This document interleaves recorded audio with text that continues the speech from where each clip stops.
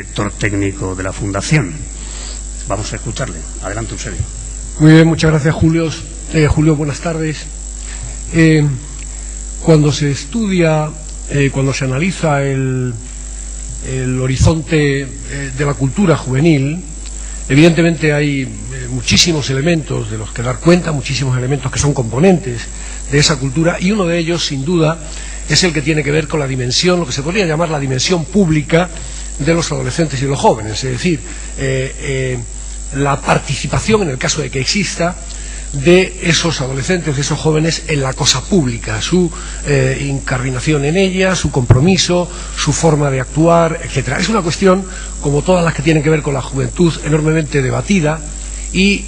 también enormemente ideologizada, hasta el punto de que de entrada nos encontramos con posiciones muy confrontadas. Hay quien dice: vivimos una etapa en la que nuestra juventud es más comprometida, más solidaria, más tolerante que nunca, más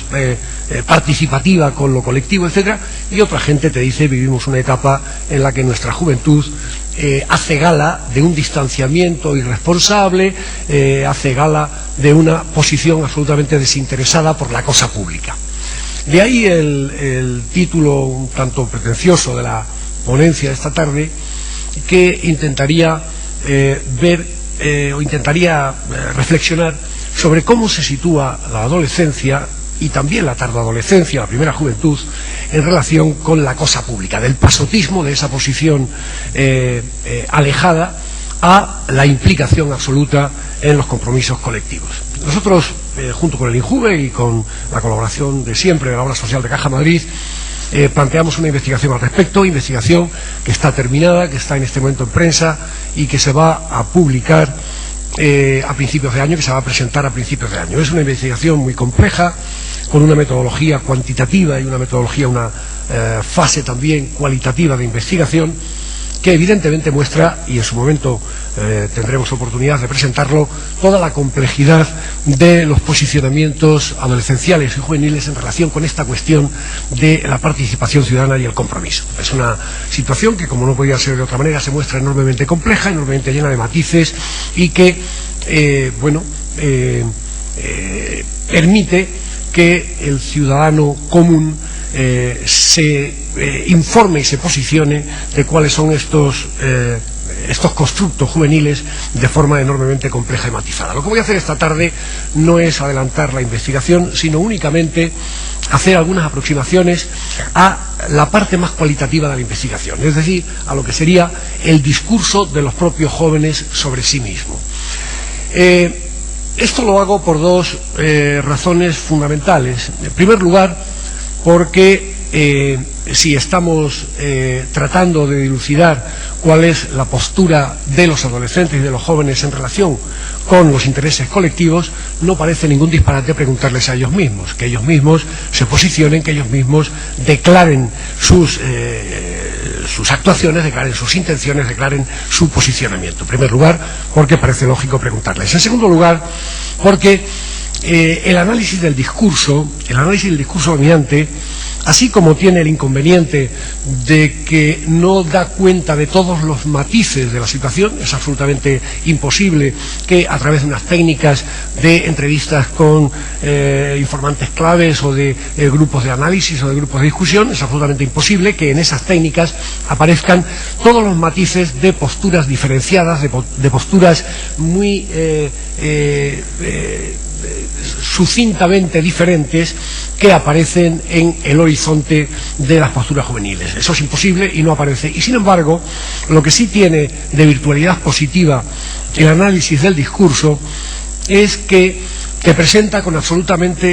contundencia, te presenta con rotundidad cuál es el pensamiento dominante entre ese colectivo de adolescentes y de jóvenes. Pensamiento dominante que a veces es tan rotundo y tan dominante que se lleva por delante los matices, que impida que afloren los posicionamientos particulares, que sencillamente coloca en el escenario de lo supuestamente existente únicamente lo que la mayoría asume, que además arrastra los posicionamientos de otros que no piensan exactamente así, pero que no tienen su pensamiento muy construido, e incluso en aquellos participantes en la construcción de ese discurso que son más pusilánimes, podría determinar adhesiones que en la soledad de la respuesta individual quizás no se darían. Por tanto, el análisis del discurso dominante tiene el inconveniente de que no nos permite ver matices, pero tiene toda la ventaja de que con absoluta rotundidad nos plantea qué es lo que de forma, yo diría, absolutamente avasalladora, de forma que arrastra las posiciones diferenciales, qué es lo que piensan los adolescentes de sí mismos, de su generación, en lo que se refiere al compromiso de esta generación con la cosa pública. Por tanto, en definitiva, de lo que vamos a hablar, de lo que voy a hablar, es de ese discurso dominante de los adolescentes sobre todo ese magma de cuestiones que tienen que ver con los intereses colectivos, que tienen que ver con la participación, que tienen que ver con el compromiso y, en definitiva, que tienen que ver con la operativización del compromiso y de los intereses colectivos, que sería el ejercicio práctico de la política. Los adolescentes, en primer lugar, tienen una imagen que, como pasa siempre en los fenómenos sociales, es una imagen que en buena parte se construye desde la representación social. En algún momento a lo largo de estos días alguno de los ponentes, alguno de los conferenciantes ya ha dicho que la adolescencia tiene mucho de construcción social. La adolescencia en parte se construye en la mente de los adultos, o si se quiere, se construye en el conjunto de la sociedad que observa. Todos los fenómenos sociales tienen una dimensión que es una dimensión construida, una dimensión de elaboración desde lo que es la representación social, desde lo que son las percepciones sociales, y no solo las percepciones sociales, sino las opiniones sociales, las ideologías sociales dominantes, las emociones de la sociedad ante el fenómeno de la adolescencia, etc. Esa representación social es la que termina por construir una imagen que es supuestamente la que constituiría la definición de la adolescencia, y proyectan esa imagen con unas expectativas. La imagen de la representación social normalmente la recogen los medios de comunicación tienen una sensibilidad especial, al fin y al cabo su tarea depende de eso, tienen una sensibilidad especial para recoger las representaciones sociales mayoritarias, y lo que hacen es que, recogiéndolas, les dan carta de naturaleza, las institucionalizan y terminan por convertir lo que es una proyección, terminan por convertirlo en algo que nadie duda, en algo que supone una convicción absolutamente compartida por el conjunto de la sociedad. Pues bien, esta representación, esta imagen de los adolescentes es perfectamente conocida por los propios adolescentes. Los propios adolescentes saben perfectamente que la sociedad en su conjunto espera de ellos, y que los medios los reflejan así, y que por tanto los medios casi les obligan a ser así si quieren ser adolescentes, si quieren incluirse en ese grupo. Saben que hay una serie de condiciones que casi se les exigen. Se suponen que están cargados de energía, se suponen que son inconformistas, que son rebeldes, que son reivindicativos, que son irresponsables y que son hedonistas. Es un conjunto de elementos que, desde una cierta valoración, si se quiere desde un prejuicio valorativo, se pueden entender como características, unas positivas y otras negativas, pero que formarían el magma de atribuciones que el conjunto de la representación social piensa que tienen los adolescentes, y que, insisto, ellos conocen perfectamente. Saben que se espera que sean así, saben que se les pide que sean así. Lo que pasa es que ellos corrigen esa imagen y la corrigen en el sentido de asumir algunas de las características que se les demandan y rechazar algunas otras. Rechazar no tanto como un ejercicio volitivo de no quiero ser así, sino rechazar como un ejercicio casi de aceptación fáctica de cómo son las situaciones. Ellos te dicen, efectivamente los adolescentes nos sentimos cargados de energía, en nuestra propia imagen reconocemos esa energía, efectivamente somos irresponsables, efectivamente somos hedonistas, pero ni de casualidad somos tan inconformistas, tan rebeldes y tan reivindicativos como la representación social imagina, y como en alguna medida se nos pide como carta de naturaleza, como marchamo de identificación de nuestra generación. Ellos conocen cuál es la demanda que se les hace, pero no reconocen que en sí mismo, en la construcción de su cultura, haya algunos elementos de los que constituyen esa demanda. Concretamente, se ven mucho más acomodaticios, se ven mucho más apegados a los elementos de disfrute del presente, de disfrute de la realidad, y eso sí, con una potencialidad enorme que se podría traducir, se supone, si ellos quisieran, en una participación, en una acción enormemente activa. Esto es lo que ellos mismos te dicen, lo que en su discurso dominante manifiestan, y manifiestan con absoluta rotundidad. Hasta el punto de que en lo que se refiere a esa atribución de carga energética, a esa energía, a esa potencialidad, el discurso de los adultos sería, en alguna medida, cuando hablan de los adolescentes, tienen tanta capacidad, tienen tanta potencialidad, que a poco que quieran hacer algo en relación con lo colectivo, sin duda podrían hacerlo. Tendrían capacidad para mover las cosas. Otra cosa es que se lo crean, otra cosa es que faciliten esa participación, otra cosa es que estén o no estén de acuerdo con esa participación, sino que se trataría más bien de un constructo teórico. El constructo teórico de la sociedad adulta diría: ellos, los adolescentes, tienen la capacidad de mover las cosas porque tendrían los instrumentos energéticos para poder hacerlo.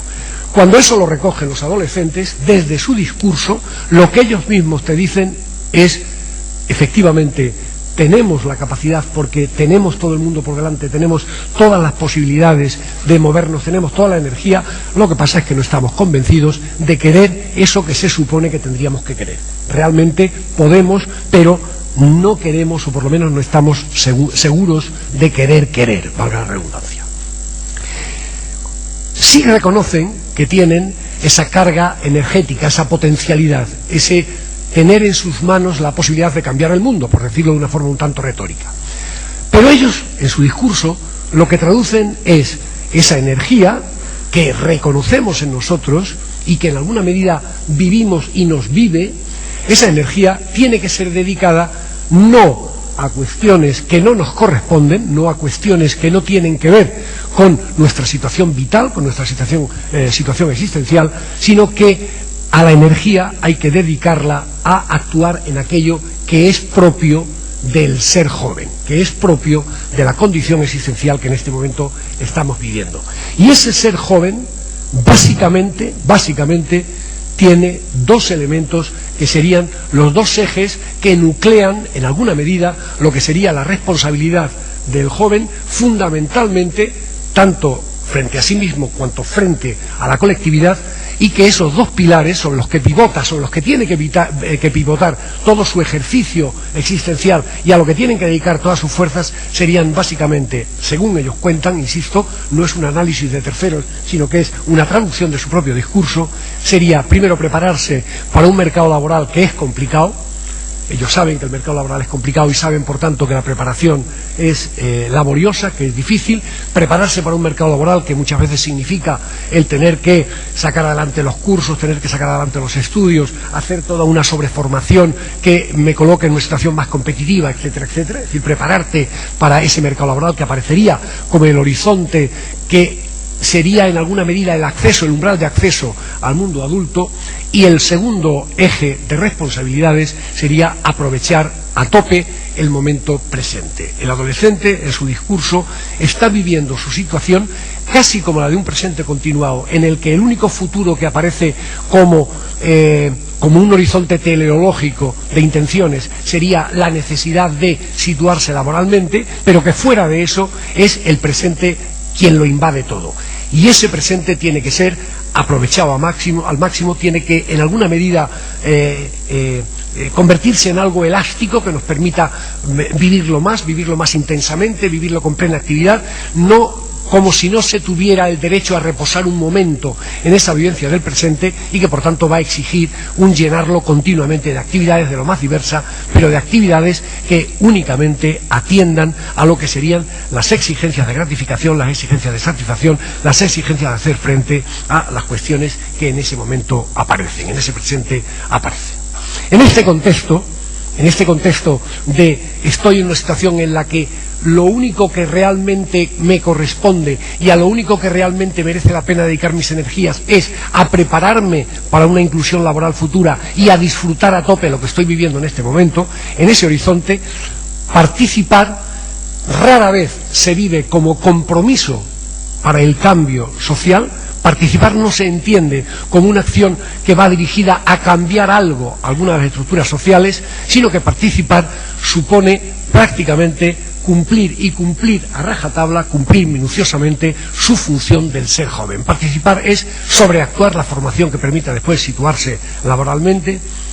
Participar es disfrutar a tope. Lo que no se legitima es la pasividad, lo que no se legitima es la inhibición, lo que realmente te autojustifica y te autojustifica ante el grupo es la acción continua, y eso sí, en unas condiciones que en lo posible supongan la evitación de agresiones hacia el colectivo. Dicho de una forma un tanto provocadora y agresiva, esta última condición de la participación en muchos casos se limitaría a una cierta educación formal que evitase los conflictos, sobre todo los conflictos con el propio grupo. Insisto que a partir de aquí la participación como compromiso de cambio prácticamente no tiene razón de ser, no tiene justificación, no cabe en ese discurso adolescencial. Cuando aparece, cuando alguien lo pone encima de la mesa, cuando efectivamente se dice hay una manera de participar que tiene que ver con el intentar que las cosas cambien, con el intentar que se arreglen algunas situaciones de las cuales los adolescentes son perfectamente conscientes, es decir, saben que hay problemas económicos, problemas sociales, que hay problemas de desajuste, problemas de desequilibrio, problemas de injusticia, los conocen, pero cuando se pone encima de la mesa la necesidad de cambiarlos, lo que ese discurso juvenil o adolescencial te dice de entrada es que eso no es cosa de jóvenes, no corresponde a su capacidad de acción, es algo que se les escapa, es algo que no se supone que tenga que formar parte de su horizonte de responsabilidades, de su horizonte de obligaciones, en parte porque cuando lo miren desde la eficiencia, la razón, la justificación sería yo no puedo hacer nada o poco puedo hacer y por tanto si poco puedo hacer no debo ocuparme de eso, no tengo por qué ocuparme de eso y por tanto sería una pérdida clara de tiempo y una pérdida clara de energía. La solución es llegar a un momento en que sí que lo tengo que hacer. Ahora siento que estoy al margen, ahora siento que no me corresponde, ahora generacionalmente sentimos que no nos corresponde, pero como no podemos evadir la realidad de que eso existe y como difícilmente podemos justificar que no se haga nada y como difícilmente podríamos explicar el no sentirnos culpables o el sentirnos tranquilos de no hacer nada, la salida sería ya lo haré cuando sea mayor. Llegará un momento en que haya pasado este tiempo, en que mis obligaciones fundamentales son colocarme en el mercado laboral futuro y disfrutar del presente, ya seré adulto, tendré que ocuparme de cosas que evidentemente afectan a lo colectivo y entonces en ese momento habrá llegado la situación en la que yo tenga que interesarme por esas cosas y comprometerme con esas cosas. El discurso de los adolescentes se entiende que sí que los adultos tienen que ocuparse,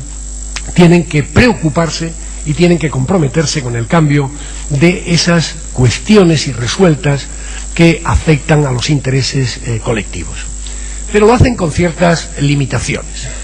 En este momento es muy mayoritaria la opinión, es muy dominante la opinión de quienes piensan que incluso aunque se quiera el colectivo de adultos, aunque quiera ocuparse del cambio de esas cuestiones, hay toda una serie de parcelas de las mismas que claramente se escapan a su voluntad de acción, que claramente se escapan a sus posibilidades de intervención. Son cuestiones que afectan y afectan seriamente a la injusticia global, que afectan seriamente al orden económico mundial, que afectan muy seriamente a el equilibrio de derechos y al equilibrio de libertades, pero que son cuestiones que parecen ser decididas en unos cenáculos muy minoritarios y muy ocultos contra los que, o sobre los que, el común de los mortales el común de los ciudadanos tiene muy poquito que decir. Las grandes cuestiones realmente son poco accesibles, incluso desde el compromiso de los adultos, pero en cambio sí hay otras que se pueden modificar. Y serían aquellas cuestiones que afectan más a lo cotidiano y sobre todo que afectan más económicamente a los cotidianos. Si se caricaturizara en alguna medida el discurso en este sentido de los adolescentes, son los adultos los que tienen que ocuparse de la intendencia de las familias y de la intendencia de la sociedad. Son los adultos los que tienen que ocuparse de todas las cuestiones que afectan al mantenimiento de la estructura social y sobre todo al mantenimiento de la estructura familiar. Esa es responsabilidad de los adultos. Y como esa es responsabilidad de los adultos y esas cosas sí se pueden ver afectadas por cuestiones colectivas, por cuestiones de organización social y de organización política, entonces el adulto sí tendrá que ocuparse de esas cosas, sí tendrá que responsabilizarse del cambio de esas cosas, sí tendrá que intervenir sobre esas cosas porque afectan a todos y también porque le afectan particularmente y sobre todo porque le afectan económicamente a él, a la estructura familiar de la que él depende y a la estructura microsocial que inmediatamente está relacionada con él. Es un sentido, se podría llamar como muy economicista de la participación o del compromiso, no tanto en el sentido economicista en la medida en que se ocupa de cosas económicas, que también, sino en el sentido en que entiende que lo que justifica la participación es en alguna medida la garantía de eficacia en la acción. El adulto puede participar y debe participar en aquellas cosas que puede cambiar. Si no puede cambiar algunas cosas, mejor que no participe porque no le merece la pena, porque realmente sería un coste inútil de energía. Los adolescentes saben perfectamente que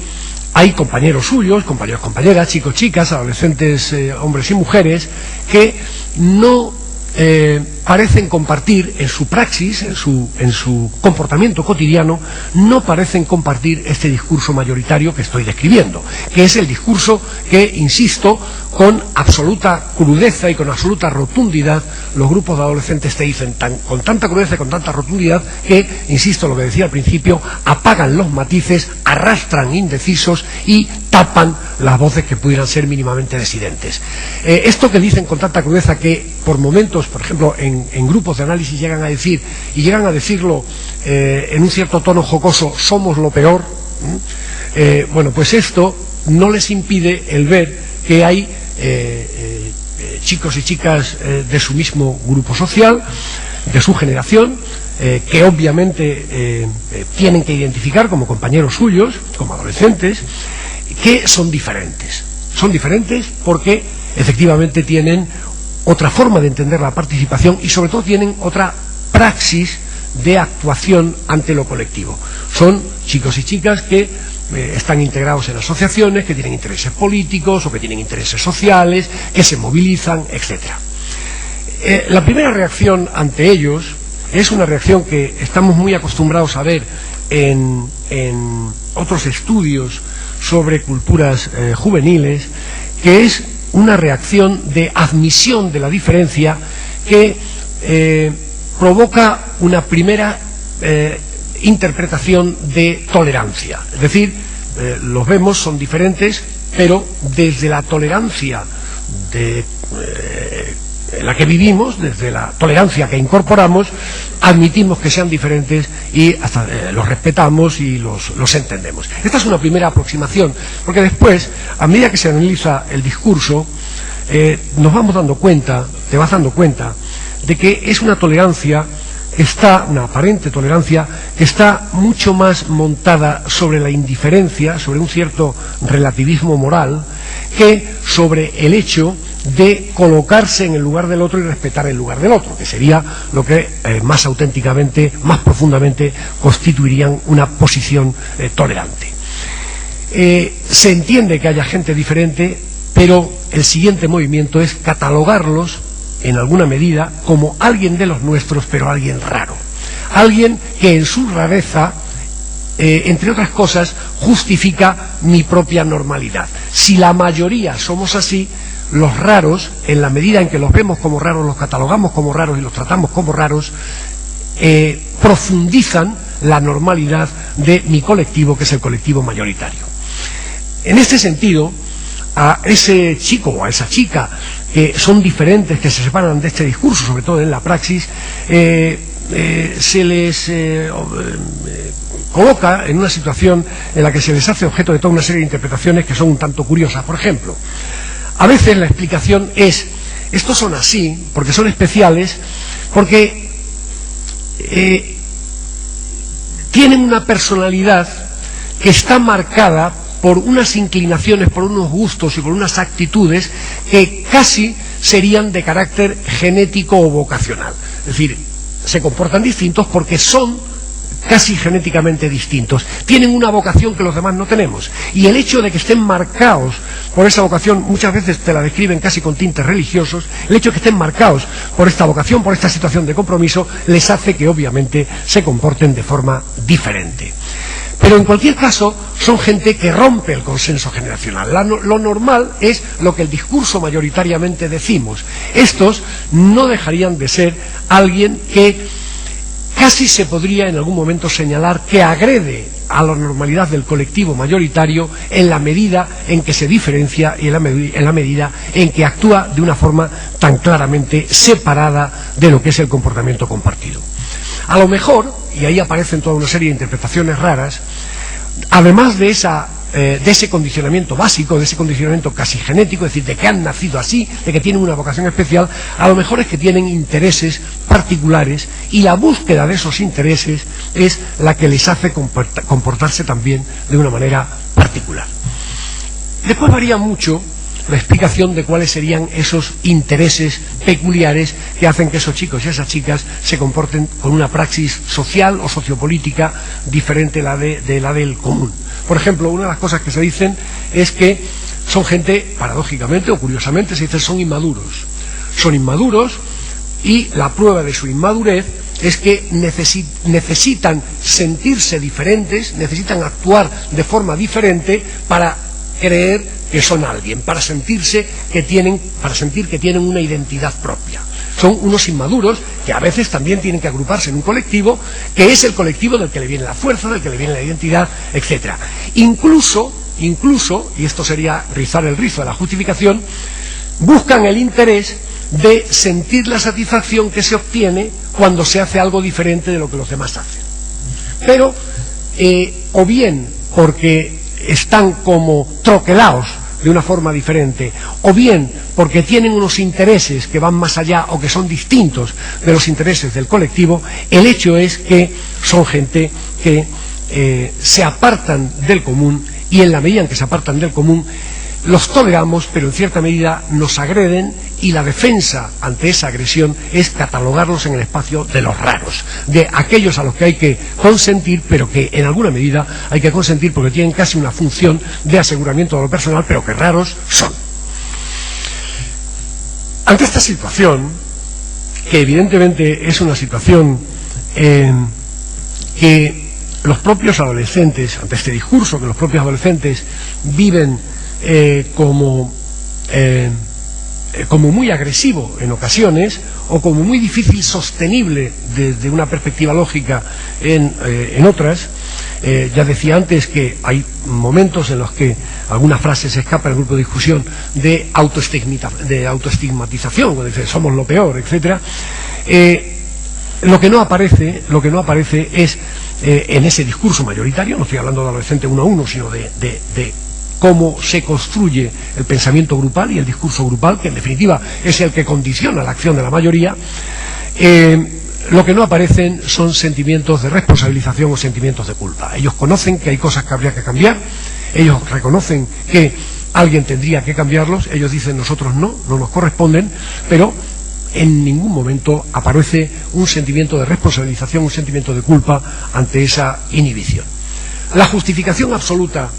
de esa falta de sentimiento de culpa o de sentimiento de responsabilización sería la apelación continua, una apelación absolutamente sonora que continuamente se pone de manifiesto y que sale por activa y por pasiva, es nosotros no podemos hacer otra cosa porque somos hijos de un contexto social, somos fruto de una situación que nos ha condicionado, que no ha dependido de nosotros, que nosotros no hemos determinado, que no está en nuestras manos violentar y, por tanto, que en definitiva nos coloca en un espacio en el que no podemos dejar de ser los que somos. Es curioso cómo, cuando ante esta situación de proclamación de la irresponsabilidad colectiva, ¿no?, cuando se confronta a ese discurso grupal con algunos elementos tendentes a poner de manifiesto las incoherencias del discurso, etcétera, cuando se les intenta en alguna medida confrontar con la responsabilización, es curioso cómo, más allá de aparecer continuamente la misma reiteración a la justificación, nos han hecho así, no podemos hacer nada, al fin y al cabo somos hijos de una generación, nos han educado como nos han educado, etcétera, cómo aparecen elementos que señalan que en la práctica es verdad que, o tienen algunos elementos para justificar que es verdad esta alegación que se está haciendo. Entonces, te dicen, no solo nos han educado así, sino que ponen ejemplos de esa educación que alimentan la irresponsabilización. Cuando dicen, pero si mis padres desde pequeñitos se han acostumbrado a darme, o me han acostumbrado a darme todo lo que quiero, pero si mis padres me han evitado todo el esfuerzo, pero si se supone que las imágenes de los adolescentes que salen en televisión son las irresponsables, pero si nunca sale ninguna imagen colectiva que tenga que ver con que los adolescentes o los jóvenes se ocupen de política, etcétera, etcétera, o si cuando salen de una forma puntual que se cierra en sí misma, que se justifica en sí misma, que aparece como un fenómeno que no tiene que ver con lo compartido, que no tiene que ver con lo cotidiano, etcétera. Es decir, que probablemente, si reflexionamos, nos damos cuenta de que más allá de la manipulación interesada que pueda hacer el colectivo de adolescentes, como cualquier otro colectivo, ¿no?, para defender su propio posicionamiento, quizás sea cierto que están viviendo un contexto social que no ayuda, por decirlo de forma discreta, no ayuda precisamente a la responsabilización. Y quizás tendríamos que reflexionar si esto les interesa a los propios adolescentes y nos interesa a todos. Si esto es bueno, y sospecho que no lo es, y la culpa no es nuestra, la responsabilidad se echa siempre a la sociedad y a la educación recibida, como decía antes,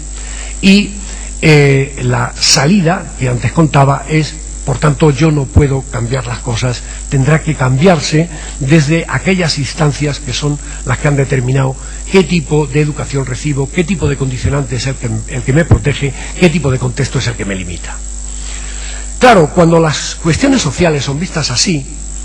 esa dimensión específica de lo social que es la política supone una imagen en los adolescentes que es absolutamente coherente con todo lo anterior. Para el discurso mayoritario de los adolescentes, la política prácticamente no tiene existencia, no es una realidad en lo que se refiere a una praxis comprometida con el cambio, a una praxis de compromiso con lo colectivo. Ellos no entienden que la política sirva para esas cosas. Por el contrario, lo que traducen es que la política lo que hace es buscar la satisfacción de los intereses inmediatos o mediatos, sobre todo los intereses económicos, pero también otro tipo de intereses de los propios protagonistas, de los propios agentes de la política. Es decir, que tienen de la política una visión, en primer lugar, muy negativa, por decirlo así, o muy desesperanzada, y en segundo lugar, una visión enormemente economicista, pero economicista en relación con los intereses propios de los agentes de la política. Agentes que, por otra parte, conforme decían antes, en relación con el conjunto de lo social, también tienen una acción relativamente limitada. Es como si para el discurso mayoritario de los adolescentes la política se moviera en dos planos. La gran política, que es algo que no se sabe bien qué determina y que es la que toma las grandes decisiones, que son inamovibles y para las que el resto de los ciudadanos poco tienen que decir, y la política del día a día, la política cotidiana, la política en la que se participa, que es una cuestión de los adultos, pero que es una cuestión de los adultos que, lejos de interesarse en profundidad y en equilibrio por los intereses de la mayoría, lo que hacen es buscar los intereses de los agentes, de los que más participan, de los que más se comprometen en la acción directa política. Los adolescentes, en su discurso mayoritario, en su discurso dominante, están absolutamente convencidos de que todos los políticos son iguales. No establecen diferencias entre ideologías, no establecen diferencias entre la praxis políticas, entre partidos. Lo que aparece por todas partes y te dicen con absoluta crudeza, con absoluta rotundidad, es: todos los políticos son iguales, todos los políticos buscan sus propios intereses. Esto tiene que ver con lo que decíamos antes, con la forma de entender la política. Buscan sus propios intereses, que son o los suyos personales en muchos casos, o en cualquier caso los de su partido, y las diferencias en la forma operativa de trabajar de los diferentes partidos o de los diferentes políticos no responden tanto a una realidad ideológica, sino que responden fundamentalmente a una tarea de maquillaje, a una tarea de marketing, de marketing social, una tarea de creación de una propia imagen que le procure ventajas de cara a el apoyo que intentan concitar en los ciudadanos. Quizás, evidentemente, más allá, como decía antes, en relación con la racionalización que se hace sobre el no compromiso, sobre la no responsabilización, esta imagen de la política, los adolescentes te están diciendo, y acuden continuamente como argumento de autoridad pero ustedes no ven lo que está bien, lo que está pasando. Es decir, están haciendo apelación a un contexto político, a una realidad política en nuestro aquí y ahora, donde, al menos desde la lectura de ellos, parecen interpretar que la acción concreta de los políticos, los intereses concretos de los partidos, la praxis concreta de los partidos, justifica esa posición tan radical que mantienen colectivamente de que da igual un partido que otro, que todos son iguales y que no buscan más que sus propios intereses, más allá del maquillaje circunstancial que va destinado única y exclusivamente a la consecución de votos. Ellos saben que cuando sean mayores participarán en esa praxis política. Fundamentalmente por esa visión economicista que decía antes. Ellos entienden que la política sí se ocupa de las cosas que afectan a lo cotidiano, que esas cosas que afectan a lo cotidiano tienen una incidencia en lo que serían las responsabilidades del adulto, que es una incidencia en el mantenimiento de la economía familiar, de la intendencia familiar, y por tanto tendrán que ocuparse de esas cosas. Y sin embargo, no es el momento en que los adolescentes lo hagan. Ellos no lo tienen que hacer, ellos no son responsables de esa intendencia, no son responsables de esa economía y por tanto no son responsables de actuar sobre los elementos que influyen sobre ellas, que las contextualicen. Y no son responsables no solo al nivel de la acción, no tienen que hacer política, sino que tampoco se sienten responsables a nivel de la información. No tienen por qué informarse de políticas. Llegará un momento en que para poder actuar, aunque sea formalmente, tendrán que estar informados y entonces es cuando se informarán. Pero de momento les parece algo ajeno a lo que sería ese campo de intereses de lo que corresponde al ser joven, a lo que deberían dedicar sus energías, que hablaba al principio de esta intervención. Y esto no quiere decir que la política formal se cuestione.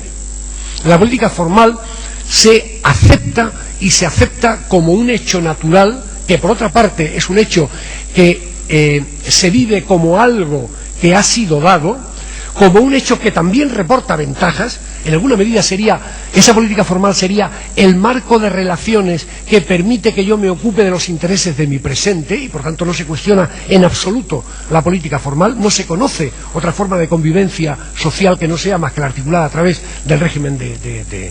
democrático, del régimen de partidos, etcétera.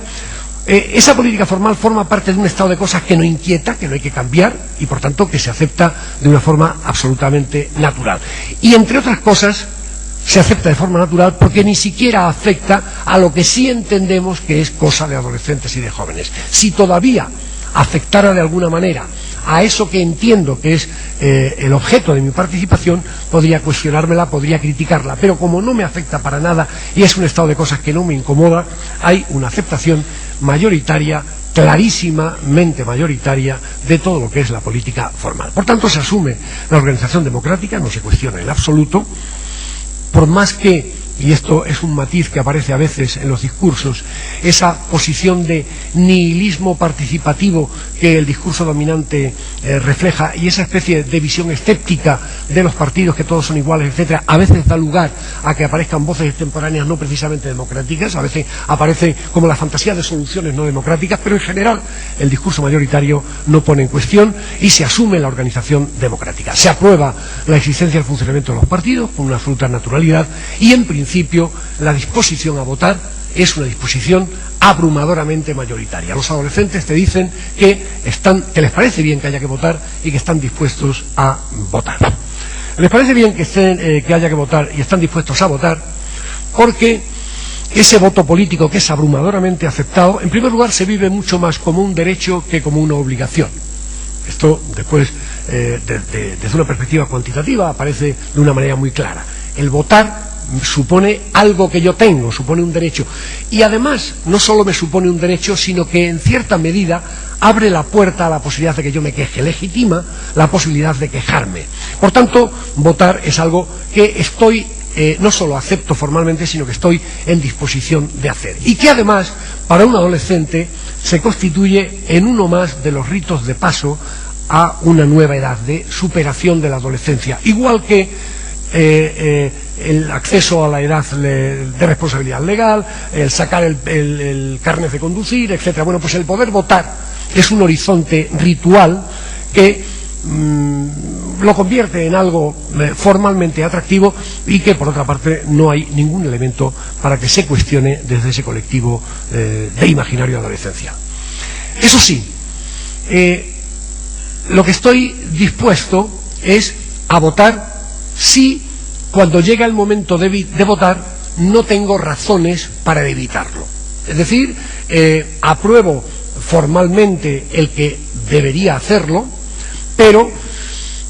es una aprobación un tanto débil, un tanto light, que abre paso a múltiples justificaciones que explicarían el por qué en un momento determinado no llego a ejercitar ese derecho, más que esa obligación, que viven como escasa obligación, de votar. Y por tanto, me parece muy bien y creo que todo el mundo tiene que votar, pero si cuando llega el momento de las votaciones tengo una excursión o sencillamente no tengo tiempo, tengo otros intereses, estará perfectamente legitimado el que no ejercite en la práctica ese voto. Porque además, el votar no supone un compromiso absoluto ni supone una identificación con aquello a lo que he votado.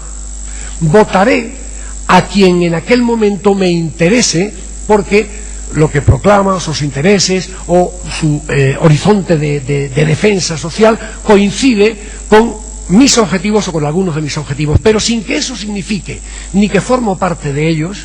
ni que asumo todas sus postulaciones, ni que no puedo en un momento determinado cambiar mi intención, mi interés y mi dirección del voto. Por tanto, el voto es un derecho que tengo, que ejercitaré si no tengo cosa mejor que hacer, que en alguna medida forma parte de las cosas que mantienen el statu quo actual, y que en cualquier caso no significa que el partido al que vote ni me represente ni cuente con una identificación absoluta conmigo.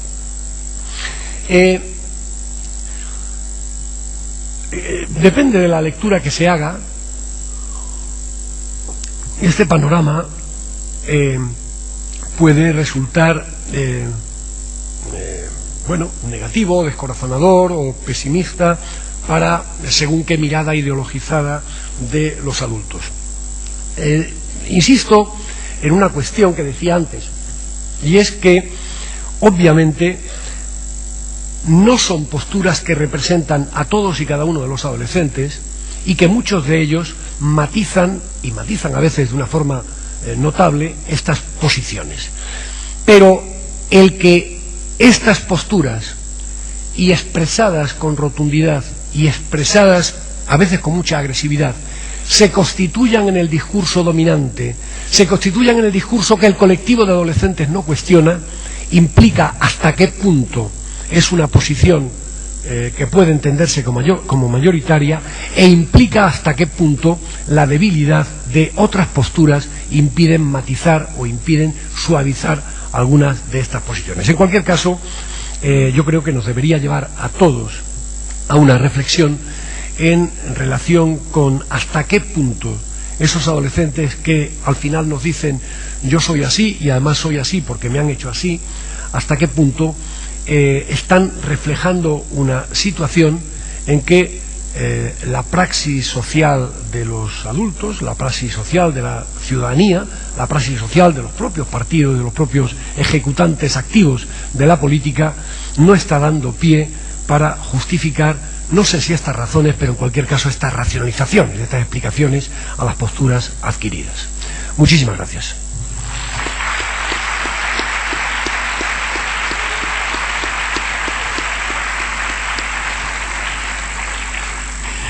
Gracias, Eusebio.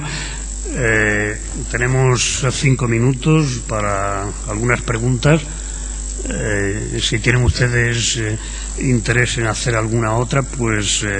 escríbanlo en la hoja y lo pasan a la mesa. Acaban de llegar 2 preguntas. Una primera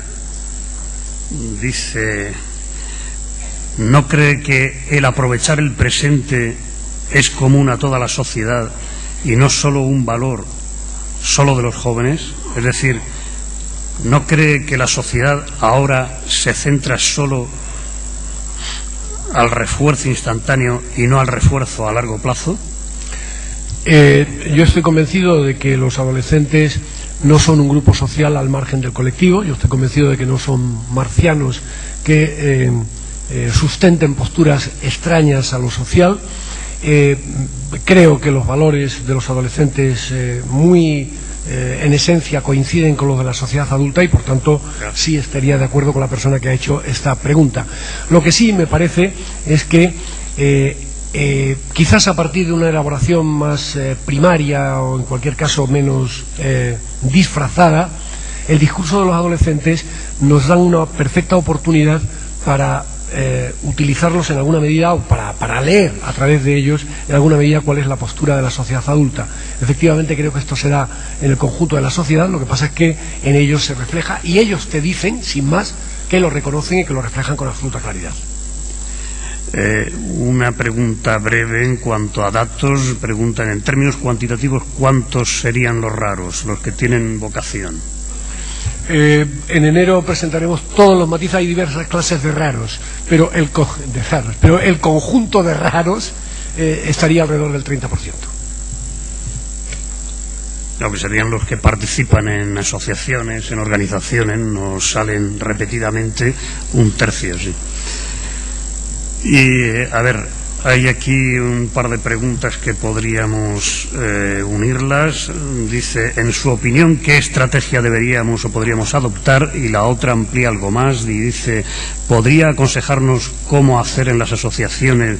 que nos ponemos como objetivo conseguir mayor participación política en el sentido amplio del término de los adolescentes y de los jóvenes y que tan mal vamos algunos?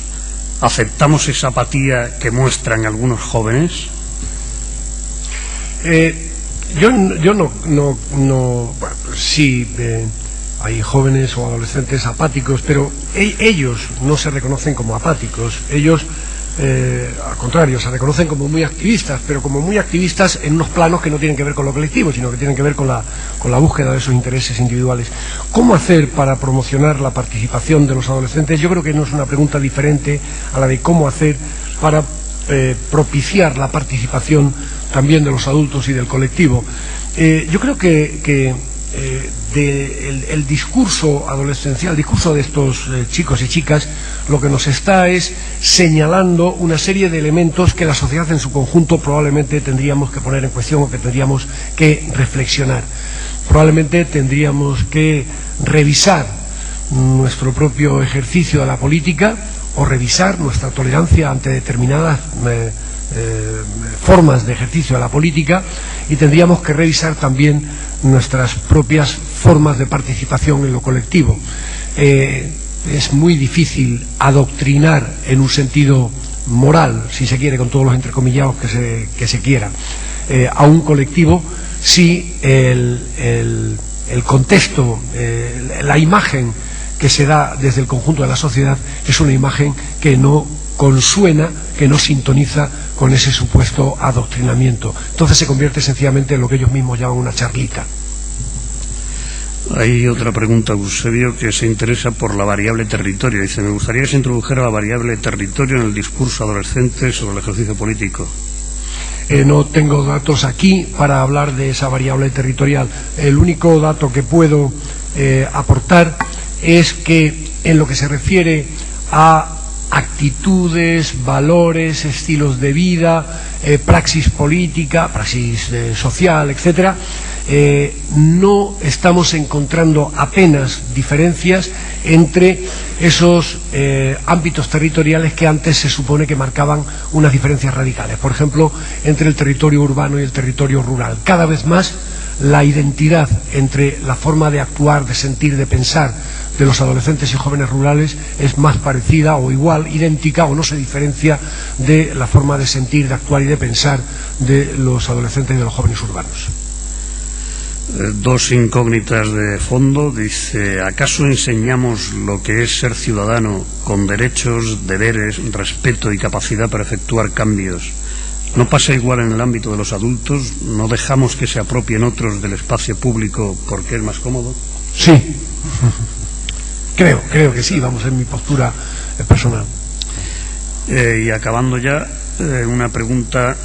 dice el autor o autora, algo literaria y metafórica. Dice, ¿dónde y cuándo y cómo podemos quedar con los adolescentes para hablar del gobierno y poder, con su energía y nuestra experiencia, intentar cambiar el mundo sin tener que tirarnos de él? Únicamente voy a adelantar algún dato de los elementos cuantitativos. Los adolescentes nos dicen que en su casa hablan de política, solo nos dicen que hablan de política, creo recordar que estaba alrededor del 10% de los adolescentes, y que en la escuela se habla de política, creo recordar, alrededor del 15, el 20% de los adolescentes. Bueno, ¿dónde se habla de política? Donde se habla de la vida. Supongo que habrá que hablar en casa, y habrá que hablar en la escuela, y habrá que hablar en todos los lados. Pero no me parece que haya que buscar un espacio ad hoc, un espacio específico para hablar de algo que forma parte de la vida, del ejercicio de la vida, de las responsabilidades del ejercicio de la vida de cada uno. Y finalmente, en lo que se refiere a la publicación de este trabajo, pues estará... Está en prensa, en enero se presenta. Es un libro, será un libro más de la colección de Injuve o FAZ, Obra Social de Caja Madrid, y es un tocho gordo y saldrá en enero.